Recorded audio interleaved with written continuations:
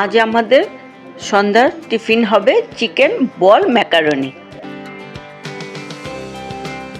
প্রথমে কড়াইতে পেঁয়াজ দেব। পেঁয়াজটা একটু মজে আসলে আমরা আগের থেকে ফেটিয়ে রাখা চিকেন কিমাগুলো ছোট ছোট বল আকারে করে দেব। চিকেন বলগুলো একটু ভাজা ভাজা হয়ে আসলে আমরা 1 চামচ আদা রসুন বাটা দেব। মশলাটা একটু ভাজা ভাজা হলে এবার আমরা সয়া সস, টেস্টিং লবণ আর টমেটো সস দেব।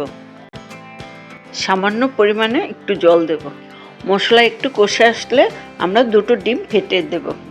ডিমগুলো আস্তে আস্তে মিশাতে হবে যেমন চিকেন বলগুলো ভেঙে না যায়।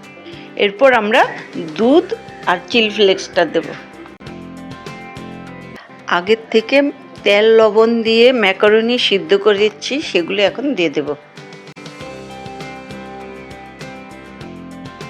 এখন আমরা একটু সামান্য মাংসের মশলা দেব, গোলমরিচ গুঁড়ো দেব।